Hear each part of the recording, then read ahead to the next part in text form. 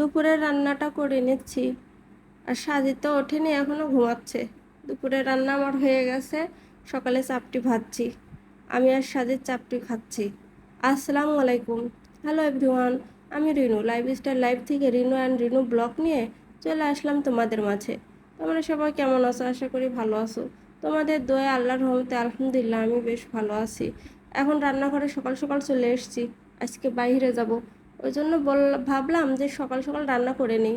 তাছাড়া এসে রান্না করতে গেলে আবার ঝামেলা হবে। এই রোদ গরমে রান্না করতেও ইচ্ছে করবে না।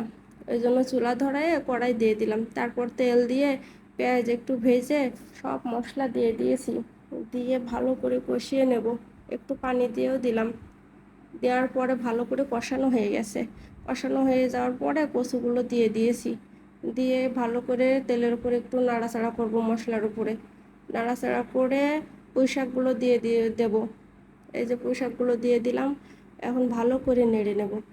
ভালো করে নেড়ে নেওয়ার পরে কষানোর পানি দিয়ে দিলাম। কষানোর পানি দিয়ে আবার একটু নাড়া দিয়ে ওই পাতিলটা সরাইয়ে ওই চুলায় দিয়ে দেব। ওই চুলাটা ধরাই দিলাম। এই চুলায় আমি শাক ভাজি করব। দুই চুলায় দুইটা দিলে তাড়াতাড়ি হয়ে যাবে, ঝামেলা শেষ। এখন এই যে শাকগুলা, এই শাক খেতে না আমার অনেক ভালো লাগে।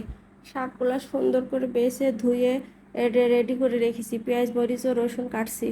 সাজিতে এখনও উঠিনি, 9টা বেজে গেছে। ও ঘুমাচ্ছেই। তারপরে আবার ওর দেখে এসে রান্নাঘরে চলে আসলাম। পেঁয়াজ মরিচ রসুন ভেজে নিচ্ছি। ভালো করে ভাজার পরে এখন শাকগুলো দিয়ে দেবো। শাকগুলো দেওয়ার আগে ওদিকে তরকারিটা একটু নাড়া দিয়ে নিচ্ছি, তাছাড়া নিচে লেগে যাবে। এই যে পেঁয়াজ মরিচ সুন্দর করে ভেজে শাকগুলো দিয়ে দিলাম। দিয়ে লবণ দিয়ে দিয়েছি। দিয়ে ভালো করে নাড়া দিয়ে দিলাম। শাক ভাজতে ভাজতে ওদিকে আমার তরকারিটাও কষানো হয়ে গেছে।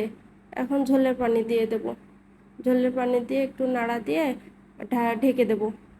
তারপর এদিকে আমার শাক ভাজাটাও হয়ে যাচ্ছে। শাকটা দেখো, দেখতে কত সুন্দর লোভনীয় হয়েছে। খেতেও কিন্তু অনেক মজা হয়েছিল। অনেক তাড়াতাড়ি রান্না করে নিলাম। বাইরে যাব এই জন্য। ঈশানও স্কুল থেকে একটু পরে চলে আসবে, ওই জন্য আরও তাড়াতাড়ি রান্না করলাম। ঈশানে রেখে যাব আর সাজিদের, আমি একাই যাব। তারপর শাকটা নামিয়ে নিলাম, নামিয়ে রেখে রেখে দিলাম। এখন তরকারিটাও আমার হয়ে গেছে। তরকারিটা অনেকখানি কি রান্না করেছি, তারপরেও ভালোই হয়েছে। এখন আমি চাপটি ভেজে নিচ্ছি সকালের জন্য, ঈশানের জন্য একটা, আমার জন্য একটা। ও ঘরে এসে সাজিতে উঠে পড়েছে, ওর হাত মুখ ধুয়ে দিয়েছি। এখন ঘরটা ঝাড়ু দিয়ে নেব। চাপটি ভাজতে ভাজতে ঘরটা ঝাড়ু দিয়ে নিচ্ছি। আবার রান্নাঘরে চলে আসলাম। চাপটি ভাজা আমার হয়ে গেছে। এখন আমি আর সাজিদ খেতে বসবো। সাজিদের আগেই খাওয়াইছি, ওর খাওয়া হয়ে গেছে, এখন আমার সাথে খাবে। আমি আবার চাও নিয়েছি। চাপটি খেতে খেতে চাও খেয়ে নেবো, তাছাড়া ঠান্ডা হয়ে যাবে।